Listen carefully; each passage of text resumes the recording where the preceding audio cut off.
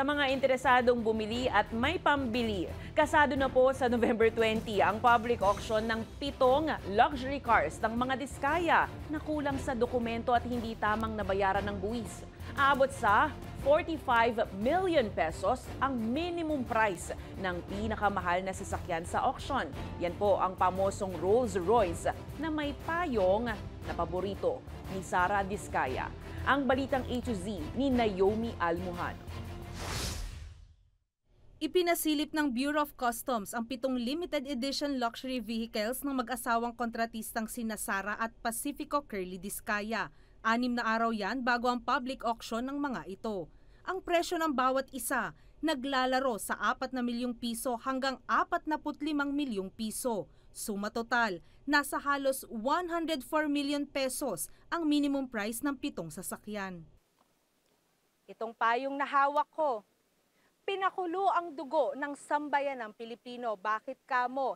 Ito lang naman kasi ang dahilan kung bakit binili ni Sara Diskaya ang isa sa mga pinakanadidiin sa flood control corruption sa bansa, ang Rolls-Royce Cullinan 2023 na ngayon ay i-auction ng Bureau of Customs sa halagang 45 million pesos, floor price pa lang iyan.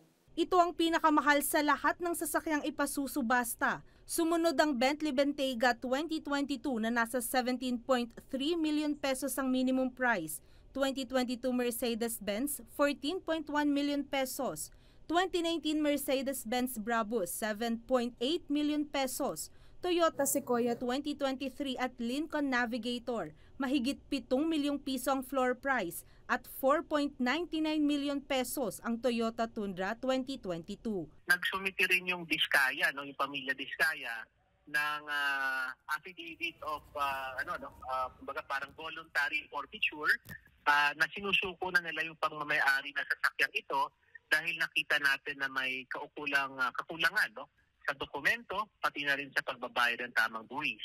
Ayon sa BOC, mapakikinabangan ng gobyerno ang kikitain sa subasta. Yung revenue namang ma-generate dito ay ibabalik natin sa National Treasury. Sinisigurado natin na itong mga items na ito ay mababayaran ng tama yung customs duties and taxes, para sa ganon talagang hindi malulugi ang ating pamahalaan. Binigyang diin ng BOC na naka-freeze na ang assets ng mga diskaya kaya hindi na nila mare-recover o mabibili pang muli ang mga naturang luxury vehicle. Hindi sapat ang hustisya lamang. Kailangan maibalik sa taong bayan ang nanakaw na pondo mula sa kaban ng bayan. Maari pa ani ang masundan ng auction ng luxury cars ng pag-aari ng mga diskaya at maging ng kay ex-DPWH Engineer Bryce Hernandez na kasalukuyang nasa tanggapan ng ICI kapag natapos na ang dokumentasyon sa mga ito.